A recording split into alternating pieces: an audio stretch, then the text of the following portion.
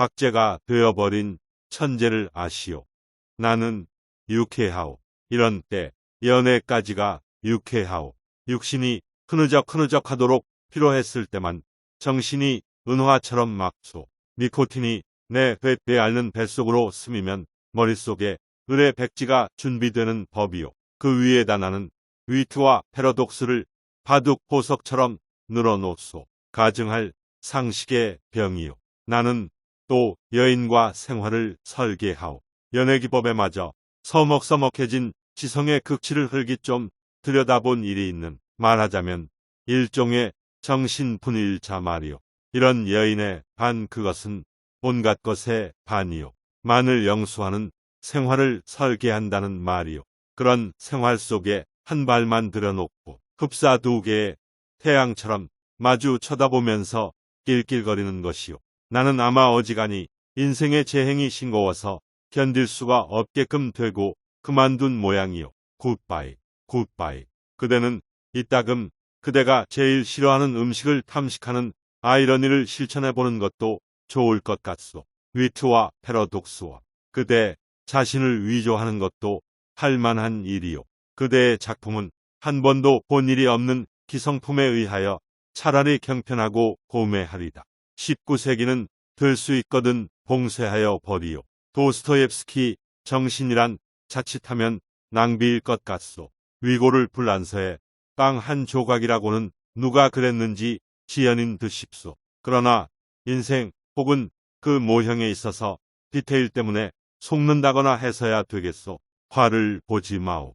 부디 그대께 고하는 것이니 테이프가 끊어지면 피가 나오. 생채기도 머지않아 완치될 줄 믿소. 굿바이.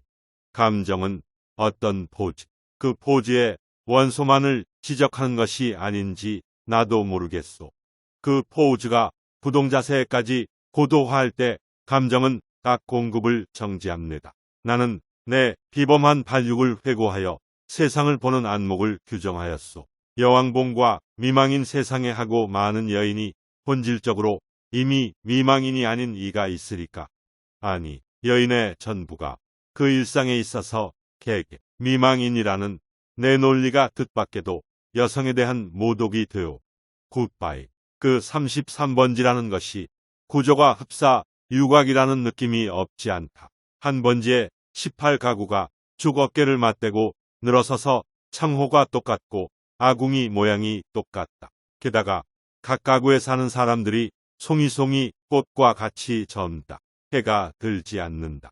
해가 드는 것을 그들이 모른 채 하는 까닭이다. 덕살 밑에다 철줄을 매고 얼룩진 이부자리를 널어 말린다는 핑계로 미닫이에 해가 드는 것을 막아버린다. 침침한 방 안에서 낮잠들을 잔다. 그들은 밤에는 잠을 자지 않나? 알 수 없다. 나는 밤이나 낮이나 잠만 자느라고 그런 것을 알 길이 없다. 33번지. 18가구의 낮은 참 조용하다. 조용한 것은 낮뿐이다. 어둑어둑하면 그들은 이부자리를 걷어들인다. 전등불이 켜진 뒤에 18가구는 낮보다 훨씬 화려하다. 저물도록 미닫이 여닫는 소리가 잦다. 바빠진다.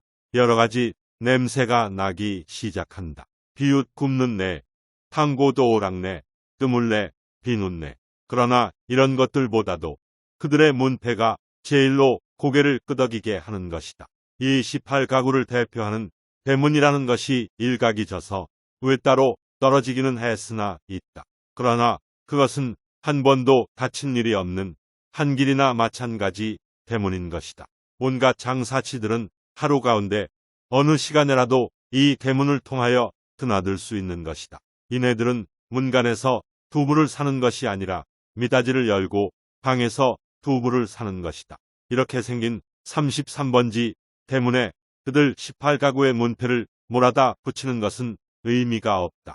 그들은 어느 사이엔가 각 미닫이 위 백인당이니 길상당이니 써붙인 한곁 문패를 붙이는 풍속을 가져버렸다. 내 방 미닫이 위 한곁에 칼표 딱지를 내세다 낸 것만한 내 안이, 내 아내의 명함이 붙어있는 것도 이 풍속을 좇은 것이 아닐 수 없다. 나는 그러나 그들의 아무와도 놀지 않는다. 놀지 않을 뿐만 아니라 인사도 않는다. 나는 내 아내와 인사하는 외에 누구와도 인사하고 싶지 않았다. 내 아내 외에 다른 사람과 인사를 하거나 놀거나 하는 것은 내 아내 낯을 보아 좋지 않은 일인 것만 같이 생각이 되었기 때문이다. 나는 이만큼까지 내 아내를 소중히 생각한 것이다. 내가 이렇게까지 내 아내를 소중히 생각한 까닭은 이 33번지 18가구 속에서 내 아내가 내 아내의 명함처럼 제일 작고 제일 아름다운 것을 안 까닭이다. 18가구의 각기 비어들은 송이송이 꽃들 가운데서도 내 아내가 특히 아름다운 한 떨기의 꽃으로 이 함석지붕 밑뼈 난드는 지역에서 어디까지든지 찬란하였다. 따라서 그런 한 떨기 꽃을 지키고 아니 그 꽃에 매어달려 사는 나라는 존재가 도무지 형언할 수 없는 거북사스러운 존재가 아닐 수 없었던 것은 물론이다. 나는 어디까지든지 내 방이 집이 아니다. 집은 없다. 마음에 들었다. 방 안의 기온은 내 체온을 위하여 쾌적하였고 방 안의 침침한 정도가 또한 내 알력을 위하여 쾌적하였다. 나는 내 방 이상의 서늘한 방도 또 따뜻한 방도 희망하지 않았다. 이 이상으로 밝거나 이 이상으로 아늑한 방은 원하지 않았다. 내 방은 나 하나를 위하여 요만한 정도를 꾸준히 지키는 것 같아 늘 내 방에 감사하였고 나는 또 이런 방을 위하여 이 세상에 태어난 것만 같아서 즐거웠다. 그러나 이것은 행복이라든가 불행이라든가 하는 것을 계산하는 것은 아니었다. 말하자면 나는 내가 행복되다고도 생각할 필요가 없었고 그렇다고 불행하다고도 생각할 필요가 없었다. 그냥 그날을 그저 까닭없이 펀둥펀둥 게으르고만 있으면 만사는 그만이었던 것이다. 내 몸과 마음의 옷처럼 잘 맞는 방 속에서 뒹굴면서 축 처져 있는 것은 행복이니 불행이니 하는 그런 세속적인 계산을 떠난 가장 편리하고 안일한 말하자면 절대적인 상태인 것이다. 나는 이런 상태가 좋았다. 이 절대적인 내 방은 대문간에서 세어서 똑 7째 칸이다. 럭키7의 뜻이 없지 않다. 나는 이 7이라는 숫자를 훈장처럼 사랑하였다. 이런 이 방이 가운데 장지로 말미암아 2칸으로 나뉘어 있었다는 그것이 내 운명의 상징이었던 것을 누가 알랴. 아랫방은 그래도 해가 든다. 아침결에 책보만한 해가 들었다가 오후에 손수건만해지면서 나가버린다. 해가 영영 들지 않는 윗방이 즉 내 방인 것은 말할 것도 없다. 이렇게 볕 드는 방이 아내 방이요. 볕 안 드는 방이 내 방이요 하고 아내와 나 둘 중에 누가 정했는지 나는 기억하지 못한다. 그러나 나에게는 불평이 없다. 아내가 외출만 하면 나는 얼른 아랫방으로 와서 그 동쪽으로 난 들창을 열어놓으면 들이비치는 햇살이 아내의 화장대를 비춰 가지각색 병들이 아롱이 치면서 찬란하게 빛나고 이렇게 빛나는 것을 보는 것은 다시 없는 내 오락이다. 나는 조그만 돋보기를 꺼내가지고 아내만이 사용하는 지리가미를 꺼내가지고 그을려가면서 불장난을 하고 논다. 평행광선을 굴절시켜서 한 초점에 모아가지고 그 초점이 따끈따끈해지다가 마지막에는 종이를 그을리기 시작하고 가느다란 연기를 내면서 드디어 구멍을 뚫어놓는 데까지 이르는 고 얼마 안 되는 동안에 초조한 맛이 죽고 싶을 만큼 내게는 재미있었다. 이 장난이 실증이 나면 나는 또 아내의 손잡이 거울을 가지고 여러 가지로 논다. 거울이란 제 얼굴을 비칠 때만 실용품이다. 그 외의 경우에는 도무지 장난감인 것이다. 이 장난도 곧 실증이 난다. 나의 유희심은 육체적인 데서 정신적인 데로 비약한다. 나는 거울을 내던지고 아내의 화장대 앞으로 가까이 가서 나란히 늘어놓인 그 가지각색의 화장품 병들을 들여다본다. 그것들은 세상에 무엇보다도 매력적이다. 나는 그 중에 하나만을 골라서 가만히 마개를 빼고 병 구멍을 내 코에 가져다 대고 숨죽이듯이 가벼운 호흡을 하여 본다. 이국적인 센슈얼한 향기가 배로 스며들면 나는 저절로 스르르 감기는 내 눈을 느낀다. 확실히 아내의 채취의 파편이다. 나는 도로 병마개를 맞고 생각해 본다. 아내의 어느 부분에서 요 냄새가 났던가를. 그러나 그것은 분명하지 않다. 왜? 아내의 채취는 여기 늘어섰을 가지각색 향기의 합계일 것이니까. 아내의 방은 늘 화려하였다. 내 방이 벽에 못한게 꽂히지 않은 소박한 것인 반대로 아내 방에는 천장 밑으로 쫙 돌려 못이 박히고 못마다 화려한 아내의 치마와 저고리가 걸렸다. 여러 가지 무늬가 보기 좋다. 나는 그 여러 조각의 치마에서 늘 아내의 동체와 그 동체가 들 수 있는 여러 가지 포즈를 연상하면서 내 마음은 늘 점잖지 못하다. 그렇건만 나에게는 옷이 없었다. 아내는 내게 옷을 주지 않았다. 입고 있는 코르테 양복 한 벌이 내 자리옷이었고 통상복과 나들이 옷을 겸한 것이었다. 그리고 하인에게 스웨터가 한 조각 사철을 통한 내 네이다. 그것들은 하나같이 다 빛이 검다. 그것은 내 짐작 같아서는 즉 빨래를 될 수 있는 데까지 하지 않아도 보기 싫지 않게 하기 위한 것이 아닌가 한다. 나는 허리와 두 가랑이 세 군데 다 고무 밴드가 끼어있는 부드러운 사루마다를 입고 그리고 아무 소리 없이 잘 놀았다. 어느덧 손수건만해졌던 볕이 나갔는데 아내는 외출해서 돌아오지 않는다. 나는 요만 이래도 좀 피곤하였고 또 아내가 돌아오기 전에 내 방으로 가 있어야 될 것을 생각하고 그만 내 방으로 건너간다. 내 방은 침침하다. 나는 이불을 뒤집어 쓰고 낮잠을 잔다. 한 번도 거둔 일이 없는 내 이부자리는 내 몸뚱이의 일부분처럼 내게는 참 반갑다. 잠은 잘 오는 적도 있다. 그러나 또 전신이 까칫까칫하면서 영 잠이 오지 않는 적도 있다. 그런 때는 아무 제목으로나 제목을 하나 골라서 연구하였다. 나는 내 좀 축축한 이불 속에서 참 여러 가지 발명도 하였고 논문도 많이 썼다. 시도 많이 지었다. 그러나 그것들은 내가 잠이 드는 것과 동시에 내 방에 담겨서 철철 넘치는 그 흐느흐느한 공기에다 비누처럼 풀어져서 온데간데 없고 한잠 자고 깨인 나는 속이 무명 헝겊이나 메밀 껍질로 띵띵 찬 한 덩어리 베개와도 같은 한 벌 신경이었을 뿐이고 하였다. 그러기에 나는 빈대가 무엇보다도 싫었다.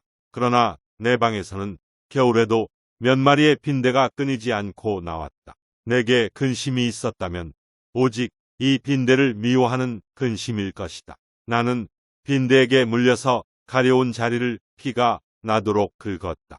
쓰라리다. 그것은 그윽한 쾌감에 틀림없었다. 나는 곤곤히 잠이 든다. 나는 그러나 그런 이불 속의 사색 생활에서도 적극적인 것을 궁리하는 법이 없다.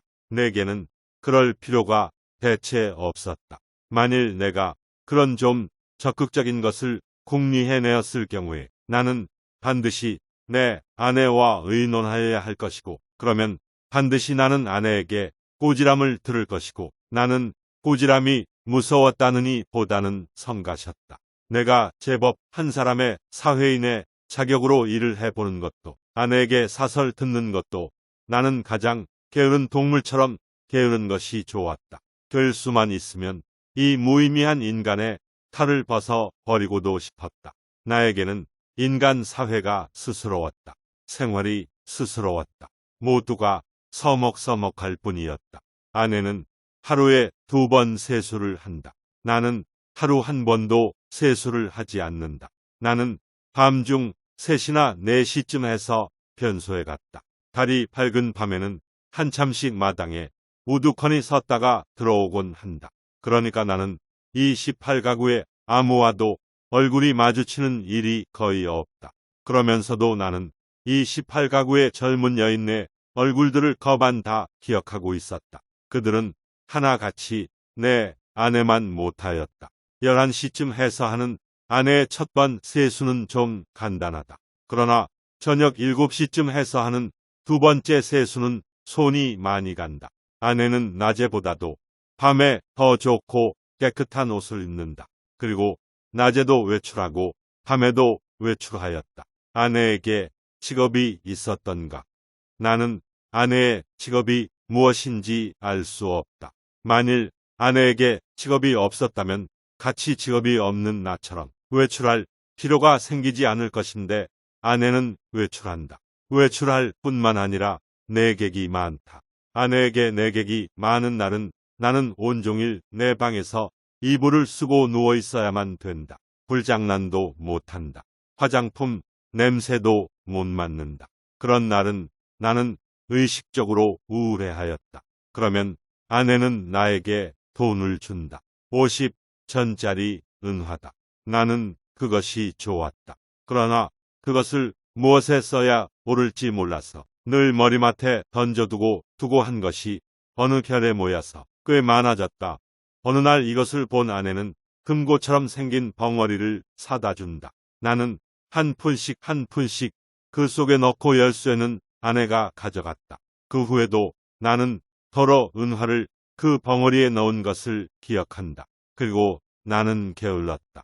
얼마 후 아내의 머리 쪽에 보지 못하던 눈깔잠이 하나 여드름처럼 돋았던 것은 바로 그 금고형 벙어리의 무게가 가벼워졌다는 증거일까. 그러나 나는 드디어 머리맡에 놓았던 그 벙어리에 손을 대지 않고 말았다. 내 게으름은 그런 것에 내 주의를 환기시키기도 싫었다. 아내에게 내객이 있는 날은 이불 속으로 암만 깊이 들어가도 비 오는 날만큼 잠이 잘 오지 않았다. 나는 그런 때 나에게 왜 늘 돈이 있나, 왜 돈이 많은가를 연구했다. 내객들은 장지 저쪽에 내가 있는 것을 모르나 보다. 내 아내와 나도 좀 하기 어려운 농을 아주 서슴지 않고 쉽게 해 던지는 것이다. 그러나 내 아내를 찾은 서너 사람의 내객들은 늘 비교적 점잖았다고 볼 수 있는 것이 자정이 좀 지나면 을에 돌아들 같다. 그들 가운데에는 퍽 교양이 얕은 자도 있는 듯 싶었는데 그런 자는 보통 음식을 사다 먹고 논다. 그래서 보충을 하고 대체로 무사하였다. 나는 우선 아내의 직업이 무엇인가를 연구하기에 착수하였으나 좁은 시야와 부족한 지식으로는 이것을 알아내기 힘이 든다. 나는 끝끝내 내 아내의 직업이 무엇인가를 모르고 말려나 보다. 아내는 늘 진솔버섯만 신었다. 아내는 밥도 지었다. 아내가 밥을 짓는 것을 나는 한 번도 구경한 일은 없으나 언제든지 끼니 때면 내 방으로 내 조석 밥을 날라다 주는 것이다. 우리 집에는 나와 내 아내 외에 다른 사람은 아무도 없다. 이 밥은 분명 아내가 손수지었음에 틀림없다. 그러나 아내는 한 번도 나를 자기 방으로 부른 일은 없다. 나는 늘 윗방에서나 혼자서 밥을 먹고 잠을 잤다. 밥은 너무 맛이 없었다. 반찬이 너무 엉성하였다. 나는 닭이나 강아지처럼 말없이 주는 모이를 널쩍널쩍 받아먹기는 했으나 내심 야속하게 생각한 적도 더러 없지 않다. 나는 안색이 여지없이 창백해가면서 말라 들어갔다. 나날이 눈에 보이듯이 기운이 줄어들었다. 영양 부족으로 하여 몸뚱이 곳곳에 뼈가 불쑥불쑥 내어 밀었다. 하룻밤 사이에도 수십 차를 돌쳐 눕지 않고는 여기저기가 배겨서 나는 배겨낼 수가 없었다. 그렇기 때문에 나는 내 이불 속에서 아내가 늘 흔히 쓸 수 있는 저 돈의 출처를 탐색해내는 일, 변장지 틈으로 새어나오는 아랫방의 음성은 무엇일까를 간단히 연구하였다. 나는 잠이 잘 안 왔다. 깨달았다. 아내가 쓰는 그 돈은 내게는 다만 실없는 사람들로밖에 보이지 않는 까닭, 모를 내객들이 놓고 가는 것이 틀림없으리라는 것을 깨달았다. 그러나 왜 그들 내객은 돈을 놓고 가나? 왜 내 아내는 그 돈을 받아야 되나?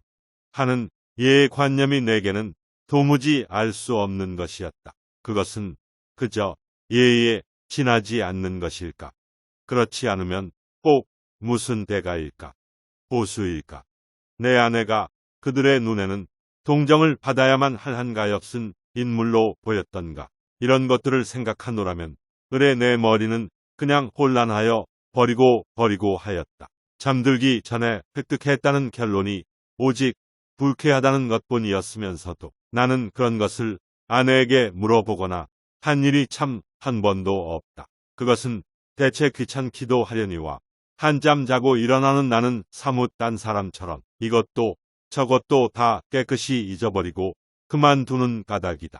내객들이 돌아가고 혹 외출해서 돌아오고 하면 아내는 간편한 것으로 옷을 바꾸어 입고 내 방으로 나를 찾아온다. 그리고 이불을 들치고 내 귀에는 영 생동생동한 몇 마디 말로 나를 위로하려 든다.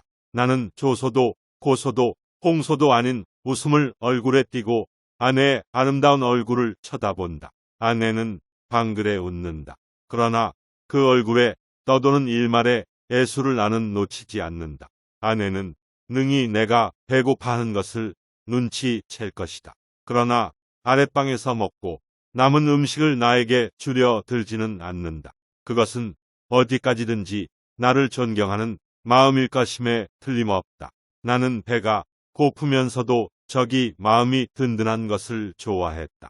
아내가 무엇이라고 짓거리고 갔는지 귀에 남아있을 리가 없다. 다만 내 머리맡에 아내가 놓고 간 은화가 전등불에 흐릿하게 빛나고 있을 뿐이다. 고 금고형 벙어리 속에 은화가 얼마만큼이나 모였을까. 나는 그러나 그것을 쳐들어 보지 않았다. 그저 아무런 의욕도 기원도 없이 그 단추구멍처럼 생긴 틈바구니로 은화를 떨어뜨려 둘 뿐이었다. 왜 아내의 내객들이 아내에게 돈을 놓고 가나 하는 것이 풀 수 없는 의문인 것 같이 왜 아내는 나에게 돈을 놓고 가나 하는 것도 역시 나에게는 똑같이 풀 수 없는 의문이었다. 비록 아내가 내게 돈을 놓고 가는 것이 싫지 않았다 하더라도 그것은 다만 그것이 내 손가락 닿는 순간에서부터 그 벙어리 주둥이에서 자취를 감추기까지의 하잘것없는 짧은 촉각이 좋았달 뿐이지 그 이상 아무 기쁨도 없다. 어느 날 나는 그 벙어리를 변소에 갖다 넣어버렸다. 그때 벙어리 속에는 몇 푼이나 되는지 모르겠으나 그 은화들이 꽤 들어 있었다.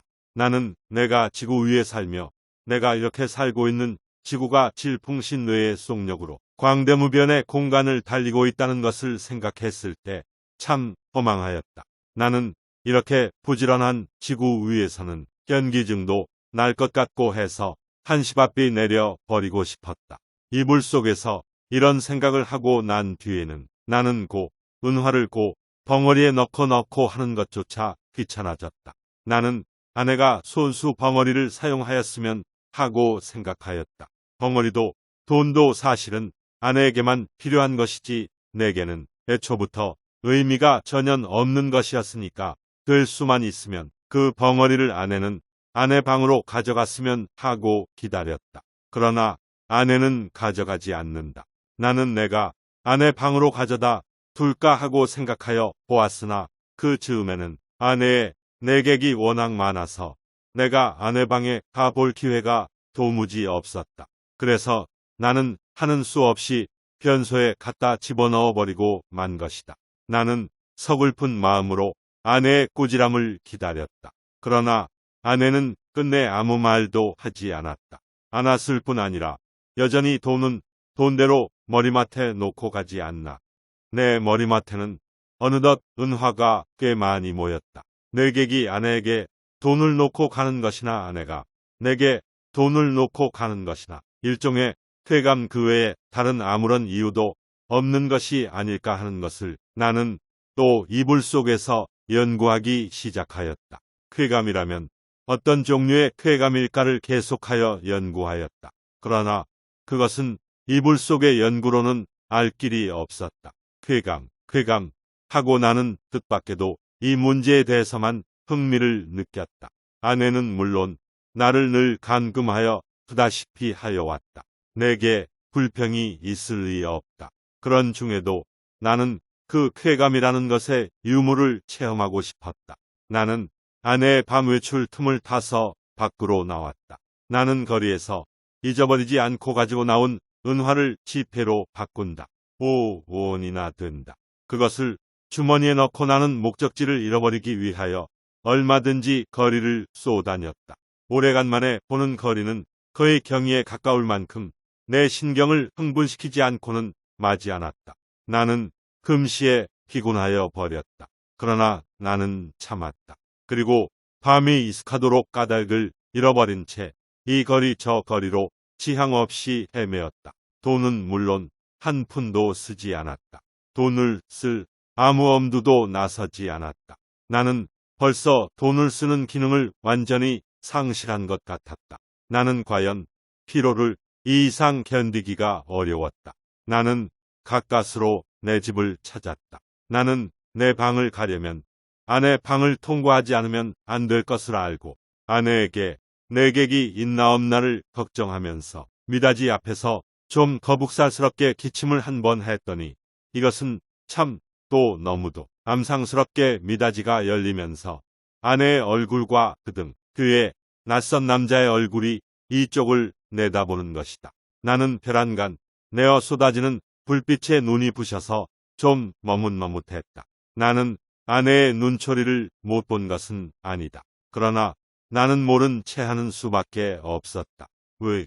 나는 어쨌든 아내의 방을 통과하지 아니하면 안 되니까. 나는 이불을 뒤집어 썼다. 무엇보다도 다리가 아파서 견딜 수가 없었다. 이불 속에서는 가슴이 울렁거리면서 암만 해도 까무러칠 것만 같았다. 걸을 때는 몰랐더니 숨이 차다. 등에 식은땀이 쭉 내배인다. 나는 외출한 것을 후회하였다. 이런 피로를 잊고 어서 잠이 들었으면 좋았다. 한잠 잘 자고 싶었다. 얼마 동안이나 비스듬히 엎드려 있었더니 차츰차츰 뚝딱거리는 가슴 동계가 가라앉는다. 그만해도 우선 살 것 같았다. 나는 몸을 들쳐 반드시 천장을 향하여 눕고 쭉 다리를 뻗었다. 그러나 나는 또다시 가슴의 동계를 피할 수 없게 되었다. 아랫방에서 아내와 그 남자의 그에도 들리지 않을 만큼 낮은 목소리로 소곤거리는 기척이 장지 틈으로 전하여 왔던 것이다. 청각을 더 예민하게 하기 위하여 나는 눈을 떴다. 그리고 숨을 죽였다. 그러나 그때는 벌써 아내와 남자는 앉았던 자리를 툭툭 털고 일어섰고 일어서면서 옷과 모자 쓰는 기척이 나는 듯 하더니 이어 미닫이가 열리고 구두 뒤축 소리가 나고 그리고 뜰에 내려서는 소리가 쿵 하고 나면서 뒤를 따르는 아내의 고무신 소리가 두어 발짝 찍찍 나고 사뿐사뿐 나나 하는 사이에 두 사람의 발소리가 대문 쪽으로 사라졌다. 나는 아내의 이런 태도를 본 일이 없다. 아내는 어떤 사람과도 결코 소곤거리는 법이 없다. 나는 윗방에서 이불을 쓰고 누운 동안에도 꼭 술이 취해서 혀가 잘 돌아가지 않는 내객들의 담화는 덜어놓치는 수가 있어도 아내의 높지도 낮지도 않은 말소리는 일찍이 한마디도 놓쳐본 일이 없다. 덜어 내 귀에 거슬리는 소리가 있어도 나는 그것이 태연한 목소리로 내 귀에 들렸다는 이유로 충분히 안심이 되었다. 그렇던 아내의 이런 태도는 필시 그 속에 여간하지 않은 사정이 있는 듯 싶이 생각이 되고 내 마음은 좀 서운했으나 그보다도 나는 좀 너무 피로해서 오늘만은 이불 속에서 아무것도 연구하지 않기로 굳게 결심하고 잠을 기다렸다. 낮잠은 좀처럼 오지 않았다. 대문간에 나간 아내도 좀처럼 들어오지 않았다. 그러는 동안에 흐지부지 나는 잠이 들어버렸다. 꿈이 얼숭덜숭 종을 잡을 수 없는 거리의 풍경을 여전히 헤매었다. 나는 몹시 흔들렸다. 내객을 보내고 들어온 아내가 잠든 나를 잡아 흔드는 것이다. 나는 눈을 번쩍 뜨고 아내의 얼굴을 쳐다보았다. 아내의 얼굴에는 웃음이 없다. 나는 좀 눈을 비비고 아내의 얼굴을 자세히 보았다. 노기가 눈초리에 떠서 얇은 입술이 바르르 떨린다. 좀처럼 이 노기가 풀리기는 어려울 것 같았다. 나는 그대로 눈을 감아버렸다. 벼락이 내리기를 기다린 것이다. 그러나 새근하는 숨소리가 나면서 부스스 아내의 치맛자락 소리가 나고 장지가 여닫히며 아내는 아내 방으로 돌아갔다. 나는 다시 몸을 돌쳐 이불을 뒤집어 쓰고는 개구리처럼 엎드리고 엎드려서 배가 고픈 가운데도 오늘 밤의 외출을 또 한 번 후회하였다. 나는 이불 속에서 아내에게 사죄하였다. 그것은 내 오해라고 나는 사실 밤이 헉 익숙한 줄만 알았던 것이다. 그것이 내 말 맞다나 자정 전인지는 정말이지 꿈에도 몰랐다. 나는 너무 피곤하였다. 오래간만에 나는 너무 많이 걸은 것이 잘못이다. 내 잘못이라면 잘못은 그것밖에 없다. 외출은 왜 하였더냐고. 나는 그 머리맡에 저절로 모인 5원 돈을 아무에게라도 좋으니 주어보고 싶었던 것이다. 그뿐이다. 그러나 그것도 내 잘못이라면 나는 그렇게 알겠다. 나는 후회하고 있지 않나.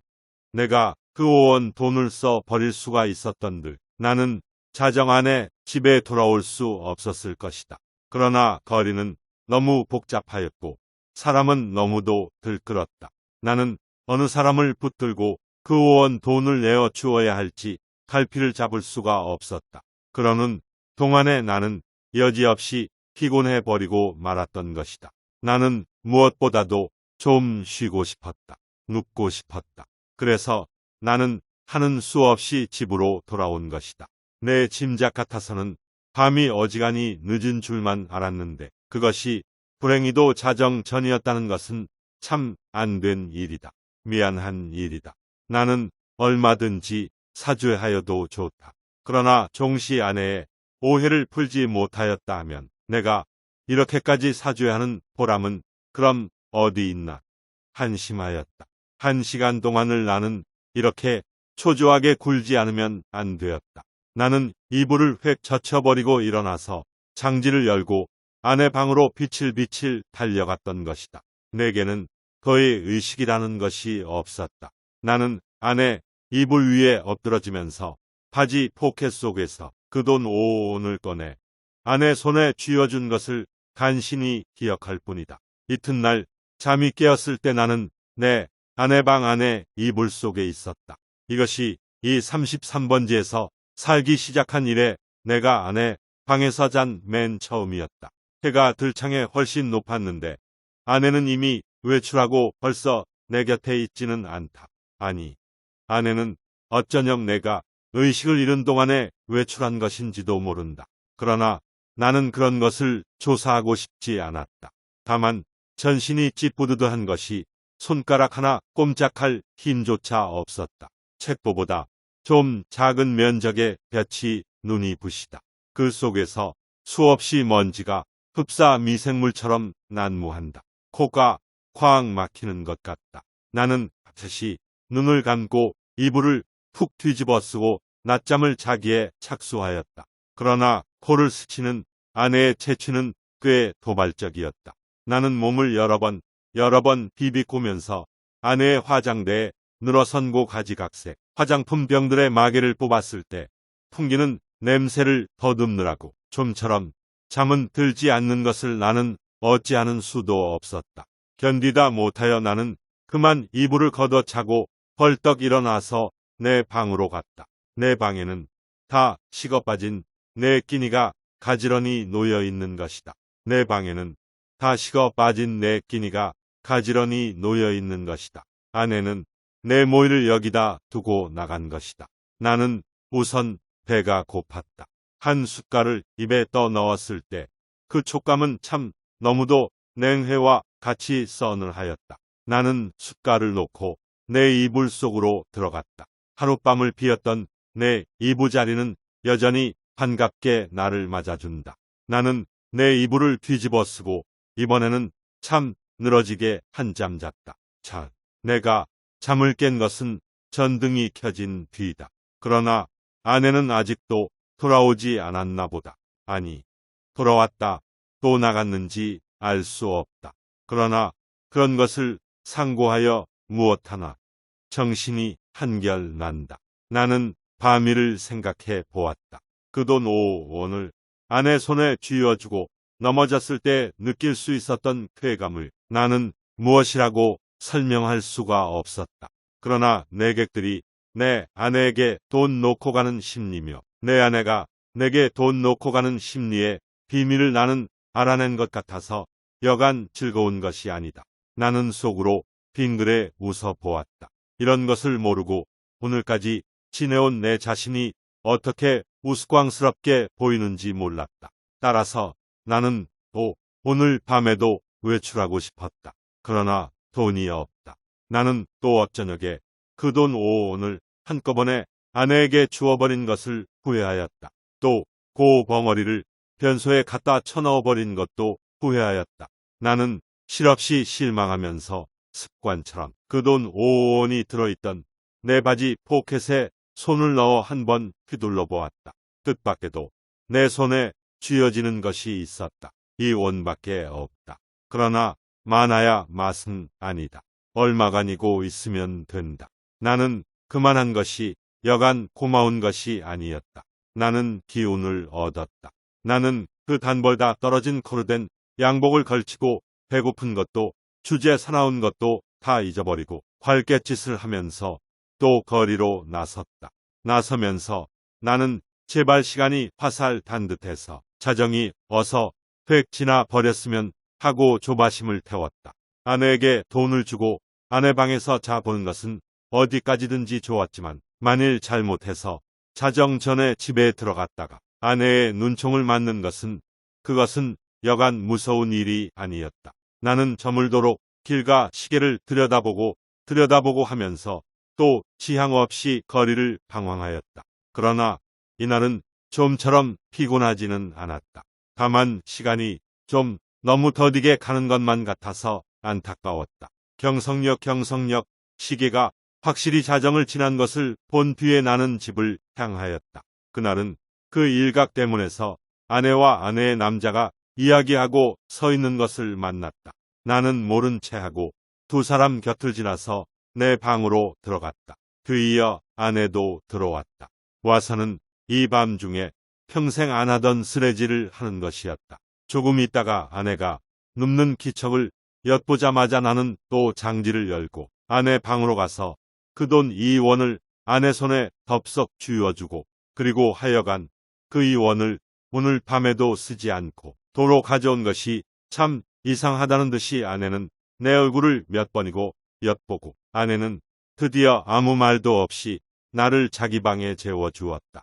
나는 이 기쁨을 세상에 무엇과도 바꾸고 싶지는 않았다. 나는 편히 잘 잤다. 이튿날도 내가 잠이 깨었을 때는 아내는 보이지 않았다. 나는 또 내 방으로 가서 피곤한 몸이 낮잠을 잤다. 내가 아내에게 흔들려 깨었을 때는 역시 불이 들어온 뒤였다. 아내는 자기 방으로 나를 오라는 것이다. 이런 일은 또 처음이다. 아내는 끊임없이 얼굴에 미소를 띠고 내 팔을 이끄는 것이다. 나는 이런 아내의 태도 이면에 엔간치 않은 음모가 숨어있지나 않은가 하고 저기 불안을 느끼지 않을 수 없었다. 나는 아내의 하자는 대로 아내의 방으로 끌려갔다. 아내 방에는 저녁 밥상이 조촐하게 차려져 있는 것이다. 생각하여 보면 나는 이틀을 굶었다. 나는 지금 배고픈 것까지도 긴가민가 잊어버리고 어rum어rum하던 차다. 나는 생각하였다. 이 최후의 만찬을 먹고 나자마자 벼락이 내려도 나는 차라리 후회하지 않을 것을. 사실 나는 인간 세상이 너무나 심심해서 못 견디겠던 차다. 모든 것이 성가시고 귀찮았으나 그러나 불의의 재난이라는 것은 즐겁다. 나는 마음을 턱 놓고 조용히 아내와 마주 이 해괴한 저녁밥을 먹었다. 우리 부부는 이야기하는 법이 없었다. 밥을 먹은 뒤에도 나는 말이 없이 부스스 일어나서 내 방으로 건너가 버렸다. 아내는 나를 붙잡지 않았다. 나는 벽에 기대어 앉아서 담배를 한 대 피워 물고 그리고 벼락이 떨어질 테거든 어서 떨어져라 하고 기다렸다. 5분, 10분. 그러나 벼락은 내리지 않았다. 긴장이 차츰 풀어지기 시작한다. 나는 어느덧 오늘 밤에도 외출할 것을 생각하고 있었다. 돈이 있었으면 하고 생각하고 있었다. 그러나 돈은 확실히 없다. 오늘은 외출하여도 나중에 올 무슨 기쁨이 있나. 내 앞이 그저 아득하였다. 나는 화가 나서 이불을 뒤집어 쓰고 이리 뒹굴 저리 뒹굴 굴렀다. 금시 먹은 밥이 목으로 자꾸 치밀어 올라온다. 메스꺼웠다. 하늘에서 얼마라도 좋으니 왜 지폐가 소낙비처럼 퍼붓지 않나? 그것이 그저 한없이 야속하고 슬펐다. 나는 이렇게밖에 돈을 구하는 아무런 방법도 알지는 못했다. 나는 이불 속에서 좀 울었나 보다. 왜 없느냐면서. 그랬더니 아내가 또 내 방에를 왔다. 나는 깜짝 놀라 아마 이제야 벼락이 내리려 나보다 하고 숨을 죽이고 두꺼비 모양으로 엎드려 있었다. 그러나 떨어진 입을 새어나오는 아내의 말소리는 참 부드러웠다. 정다웠다. 아내는 내가 왜 우는지를 안다는 것이다. 돈이 없어서 그러는 게 아니란다. 나는 실없이 깜짝 놀랐다. 어떻게 사람의 속을 환하게 들여다보는고 해서 나는 한편으로 슬그머니 겁도 안 나는 것은 아니었으나 저렇게 말하는 것을 보면 아마 내게 돈을 줄 생각이 있나 보다. 만일 그렇다면 오죽이나 좋은 일일까. 나는 이불 속에 똘똘 말린 채 고개도 들지 않고 아내의 다음 거동을 기다리고 있으니까 예쏘하고 내 머리맡에 내려뜨리는 것은 그 가뿐한 음향으로 보아 지폐에 틀림없었다. 그리고 내 귀에다 대고 오늘이랑 어제보다도 늦게 돌아와도 좋다고 속삭이는 것이다. 그것은 어렵지 않다. 우선 그 돈이 무엇보다도 고맙고 반가웠다. 어쨌든 나섰다. 나는 좀 야맹증이다. 그래서 될 수 있는 대로 밝은 거리로 돌아다니기로 했다. 그리고는 경성역 1, 2등 대합실한 곁 피루우메를 들렀다. 그것은 내게는 큰 발견이었다. 거기는 우선 아무도 아는 사람이 안 온다. 설사 왔다가도 곧 돌아가니까 좋다. 나는 날마다 여기 와서 시간을 보내리라 속으로 생각하여 두었다. 제일 여기 시계가 어느 시계보다도 정확하리라는 것이 좋았다. 섣불리 서투른 시계를 보고 그것을 믿고 시간 전에 집에 돌아갔다가 큰 코를 다쳐서는 안 된다. 나는 한 복스에 아무것도 없는 것과 마주 앉아서 잘 끓은 커피를 마셨다. 총총한 가운데 여객들은 그래도 한 잔 커피가 즐거운가 보다. 얼른 마시고 무얼 좀 생각하는 것 같이 담벼락도 좀 쳐다보고 하다가 곧 나가버린다. 서글프다. 그러나 내게는 이 서글픈 분위기가 거리의 피로움들의 그 거추장스러운 분위기보다는 절실하고 마음에 들었다. 이따금 들리는 날카로운 혹은 우렁찬 기적 소리가 모차르트보다도 더 가깝다. 나는 메뉴에 적힌 몇 가지 안 되는 음식 이름을 읽고 내리 읽고 여러 번 읽었다. 그 것들은 아물아물하는 것이 어딘가 내 어렸을 때 동무들 이름과 비슷한 데가 있었다. 거기서 얼마나 내가 오래 앉았는지 정신이 오락가락하는 중에 객이 슬며시 뜸해지면서 이 구석 저 구석 걷어치우기 시작하는 것을 보면 아마 닫는 시간이 된 모양이다. 11시가 좀 지났구나. 여기도 결코 내 안주의 곳은 아니구나. 어디 가서 자정을 넘길까. 두루 걱정을 하면서 나는 밖으로 나섰다. 비가 온다. 빗발이 제법 굵은 것이 우비도 우산도 없는 나를 고생을 시킬 작정이다. 그렇다고 이런 괴한 풍모를 차리고 이 홀에서 어물어물하는 수도 없고 에이 비를 맞으면 맞았지 하고 그냥 나서버렸다. 대단히 선선해서 견딜 수가 없다. 코르된 옷이 젖기 시작하더니 나중에는 속속들이 스며들면서 지근거린다. 비를 맞아 가면서라도 견딜 수 있는 데까지 거리를 돌아다녀서 시간을 보내려 하였으나 인제는 선선해서 이 이상은 더 견딜 수가 없다. 오한이 자꾸 일어나면서 이가 딱딱 맞부딪는다. 나는 걸음을 늦추면서 생각하였다. 오늘 같은 굳은 날도 아내에게 내객이 있을라고 없겠지 하는 생각이 드는 것이다. 집으로 가야겠다. 아내에게 불행히 내객이 있거든 내 사정을 하리라. 사정을 하면 이렇게 비가 오는 것을 눈으로 보고 알아주겠지.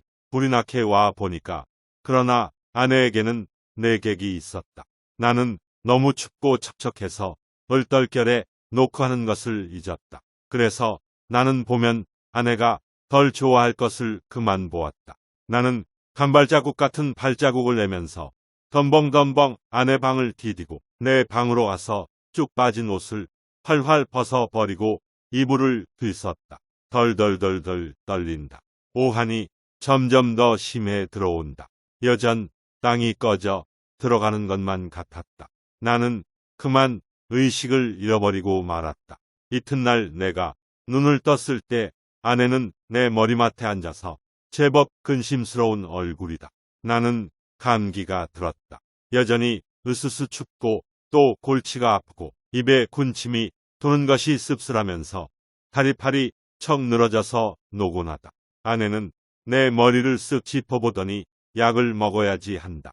아내 손이 이마에 선뜻한 것을 보면 신열이 어지간한 모양인데 약을 먹는다면 해열제를 먹어야지 하고 속생각을 하자니까 아내는 따뜻한 물에 하얀 정제약 4개를 준다. 이것을 먹고 한 잠 푹 자고 나면 괜찮다는 것이다. 나는 널름 받아먹었다. 쌉싸래한 것이 짐작 같아서는 아마 아스피린인가 싶다. 나는 다시 이불을 쓰고 단번에 그냥 죽은 것처럼 잠이 들어버렸다. 나는 콧물을 훌쩍훌쩍 하면서 여러 날을 앓았다.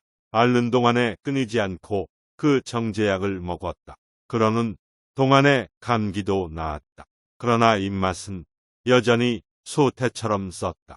나는 차츰 또 외출하고 싶은 생각이 났다. 그러나 아내는 나더러 외출하지 말라고 이르는 것이다. 이 약을 날마다 먹고 그리고 가만히 누워있으라는 것이다. 공연히 외출을 하다가 이렇게 감기가 들어서 저를 고생시키는 게 아니란다. 그도 그렇다. 그럼 외출을 하지 않겠다고 맹세하고 그 약을 연복하여 몸을 좀 보해보리라고 나는 생각하였다. 나는 날마다 이불을 뒤집어 쓰고 밤이나 낮이나 잤다. 유난스럽게 밤이나 낮이나 졸려서 견딜 수가 없는 것이다. 나는 이렇게 잠이 자꾸만 오는 것은 내가 몸이 훨씬 튼튼해진 증거라고 굳게 믿었다. 나는 아마 한 달이나 이렇게 지냈나 보다. 내 머리와 수염이 좀 너무 자라서 후tut해서 견딜 수가 없어서 내 거울을 좀 보리라고 아내가 외출한 틈을 타서 나는 아내 방으로 가서 아내의 화장대 앞에 앉아 보았다. 상당하다. 수염과 머리가 참 상당하였다. 오늘은 이발을 좀 하리라고 생각하고 겸사겸사 고 화장품 병들 마개를 뽑고 이것저것 맡아 보았다. 한동안 잊어버렸던 향기 가운데서는 몸이 베베 꼬일 것 같은 채취가 전해 나왔다. 나는 아내의 이름을 속으로만 한 번 불러보았다. 열심히 하고 오래간만에 돋보기 장난도 하였다. 거울 장난도 하였다. 창에 든 볕이 여간 따뜻한 것이 아니었다. 생각하면 5월이 아니냐. 나는 커다랗게 기지개를 한번 켜보고 아내 베개를 내려 베고 벌떡 자빠져서는 이렇게도 편안하고 즐거운 세월을 하느님께 흠씬 자랑하여 주고 싶었다. 나는 참 세상에 아무것과도 교섭을 가지지 않는다. 하느님도 아마 나를 칭찬할 수도 처벌할 수도 없는 것 같다. 그러나 다음 순간 실로 세상에도 이상스러운 것이 눈에 띄었다. 그것은 최면약 아달린 갑이었다. 나는 그것을 아내의 화장대 밑에서 발견하고 그것이 흡사 아스피린처럼 생겼다고 느꼈다. 나는 그것을 열어보았다. 꼭 4개가 비었다. 나는 오늘 아침에 4개 아스피린을 먹은 것을 기억하고 있었다. 나는 잤다. 어제도 그제도 그제도 나는 졸려서 견딜 수가 없었다. 나는 감기가 다 나았는데도 아내는 내게 아스피린을 주었다. 내가 잠이 든 동안에 이웃에 불이 난 일이 있다. 그때에도 나는 자느라고 몰랐다. 이렇게 나는 잤다. 나는 아스피린으로 알고 그럼 한 달 동안을 두고 아달린을 먹어온 것이다. 이것은 좀 너무 심하다. 혈안간 아뜩하더니 하마터면 나는 까무러칠 뻔하였다. 나는 그 아달린을 주머니에 넣고 집을 나섰다. 그리고 산을 찾아 올라갔다. 인간 세상에 아무것도 보기가 싫었던 것이다. 걸으면서 나는 아무쪼록 아내 관계되는 일은 일체 생각하지 않도록 노력하였다. 길에서 까무러치기 쉬우니까다. 나는 어디라도 양지가 바른 자리를 하나 골라 자리를 잡아가지고 서서히 아내에 관하여서 연구할 작정이었다. 나는 길가의 돌장판, 구경도 못한 진개나리꽃, 종달새, 돌멩이도 새끼를 까는 이야기, 이런 것만 생각하였다. 다행히 길가에서 나는 졸도하지 않았다. 거기는 벤치가 있었다. 나는 거기 정조하고 그리고 그 아스피린과 아달린에 관하여 연구하였다. 그러나 머리가 도무지 혼란하여 생각이 체계를 이루지 않는다. 단 5분이 못 가서 나는 만 귀찮은 생각이 번쩍 들면서 심술이 났다. 나는 주머니에서 가지고 온 아달린을 꺼내 남은 6개를 한꺼번에 질겅질겅 씹어 먹어버렸다. 맛이 익살맞다. 그러고 나서 나는 그 벤치 위에 가로 기다랗게 누웠다. 무슨 생각으로 내가 그 따위 짓을 했나 알 수가 없다. 그저 그러고 싶었다. 나는 개서 그냥 깊이 잠이 들었다. 잠결에도 바위 틈으로 흐르는 물소리가 졸졸하고 언제까지나 귀에 어렴풋이 들려왔다. 내가 잠을 깨었을 때는 날이 환히 밝은 뒤다. 나는 거기서 일주야를 잔 것이다. 풍경이 그냥 노랗게 보인다. 그 속에서도 나는 번개처럼 아스피린과 아달린이 생각났다. 아스피린, 아달린, 아스피린, 아달린, 막스, 말사스, 마도로스, 아스피린, 아달린. 아내는 한 달 동안 아달린을 아스피린이라고 속이고 내게 먹였다. 그것은 아내 방에서 이 아달린 갑이 발견된 것으로 미루어 증거가 너무나 확실하다. 무슨 목적으로 아내는 나를 밤이나 낮이나 재웠어야 됐나. 나를 밤이나 낮이나 재워놓고 그리고 아내는 내가 자는 동안에 무슨 짓을 했나. 나를 조금씩 죽이려던 것일까.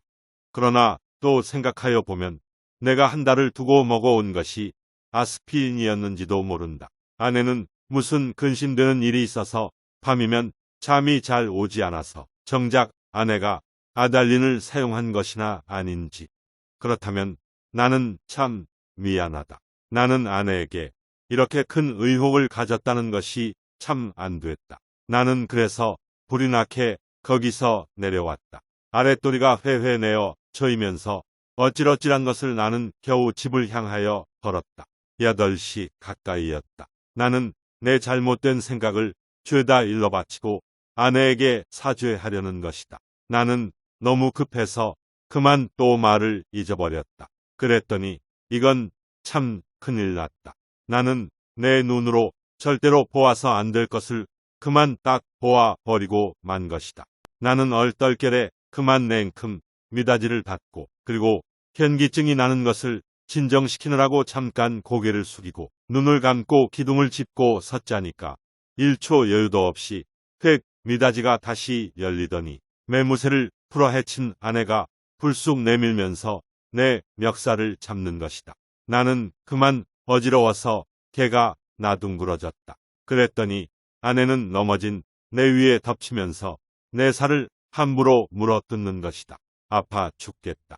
나는 사실 반항할 의사도 힘도 없어서 그냥 넙적 엎드려 있으면서 어떻게 되나 보고 있자니까 뒤이어 남자가 나오는 것 같더니 아내를 한아름에 덥석 안아가지고 방으로 들어가는 것이다. 아내는 아무 말 없이 다소곳이 그렇게 안겨 들어가는 것이 내 눈에 여간 미운 것이 아니다. 밉다. 아내는 너 밤새워 가면서 도둑질하러 다니느냐, 계집질하러 다니느냐고 발악이다. 이것은 참 너무 억울하다. 나는 어안이 벙벙하여 도무지 입이 떨어지지를 않았다. 너는 그야말로 나를 살해하려던 것이 아니냐고 소리를 한번 꽥 질러보고도 싶었으나 그런 긴가민가한 소리를 섣불리 입 밖에 내었다가는 무슨 화를 보는지 알 수 없다. 차라리 억울하지만 잠자코 있는 것이 우선 상책인 듯이 생각이 들길래 나는 이것은 또 무슨 생각으로 그랬는지 모르지만 툭툭 떨고 일어나서 내 바지 포켓 속에 남은 돈 몇 원 몇십 전을 가만히 꺼내서는 몰래 미닫이를 열고 살며시 문지방 밑에다 놓고 나서는 나는 그냥 줄다른 박질을 쳐서 나와 버렸다. 여러 번 자동차에 치일 뻔하면서 나는 그래도 경성역으로 찾아갔다. 빈자리와 마주 앉아서 이 쓰디쓴 입맛을 거두기 위하여 무엇으로나 입가심을 하고 싶었다. 커피, 좋다. 그러나 경성역 홀에 한 걸음 들여 놓았을 때 나는 내 주머니에는 돈이 한 푼도 없는 것을, 그것을 깜박 잊었던 것을 깨달았다. 또 아뜩하였다. 나는 어디선가 그저 맥없이 머뭇머뭇하면서 어쩔 줄을 모를 뿐이었다. 얼빠진 사람처럼 그저 이리 갔다 저리 갔다 하면서 나는 어디로 드립다 쏘다녔는지 하나도 모른다. 다만 몇 시간 후에 내가 미스꽃이 옥상에 있는 것을 깨달았을 때는 더해 대낮이었다. 나는 거기 아무데나 주저앉아서 내 자라온 26해를 회고하여 보았다. 몽롱한 기억 속에서는 이렇다는 아무 제목도 불거져 나오지 않았다. 나는 또 내 자신에게 물어보았다. 너는 인생에 무슨 욕심이 있느냐고.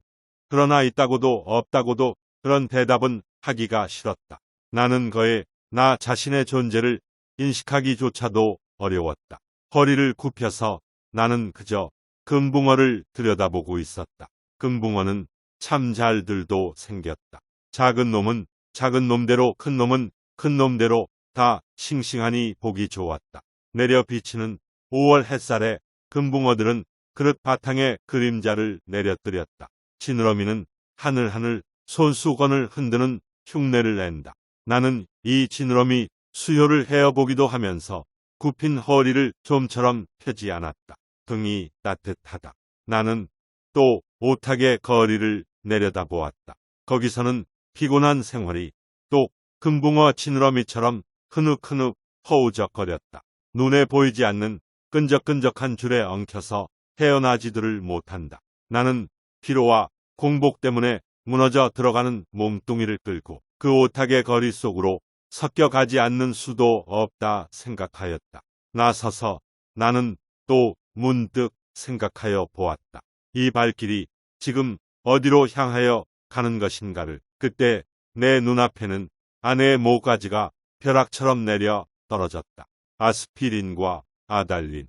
우리들은 서로 오해하고 있느니라. 설마 아내가 아스피린 대신에 아달린의 정량을 나에게 먹여왔을까? 나는 그것을 믿을 수는 없다. 아내가 대체 그럴 까닭이 없을 것이니 그러면 나는 날밤을 새면서 도둑질을 계집질을 하였나?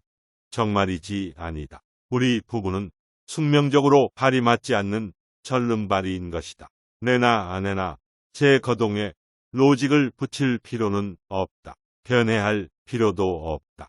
사실은 사실대로, 오해는 오해대로 그저 끝없이 발을 절뚝거리면서 세상을 걸어가면 되는 것이다. 그렇지 않을까? 그러나 나는 이 발길이 아내에게로 돌아가야 옳은가 이것만은 분간하기가 좀 어려웠다. 가야 하나? 그럼 어디로 가나? 이때 뚜하고 정호 사이렌이 울었다. 사람들은 모두 내 활개를 펴고 닭처럼 푸드덕거리는 것 같고 온갖 유리와 강철과 대리석과 지폐와 잉크가 부글부글 끓고 수선을 떨고 하는 것 같은 찰나. 그야말로 현란을 극한 정오다. 나는 불현듯 겨드랑이가 가렵다. 아하, 그것은 내 인공의 날개가 돋았던 자국이다. 오늘은 없는 이 날개. 머릿속에서는 희망과 야심이 말소된 페이지가 딕셔너리 넘어가듯 번뜩였다. 나는 걷던 걸음을 멈추고 그리고 일어나 한번 이렇게 외쳐보고 싶었다.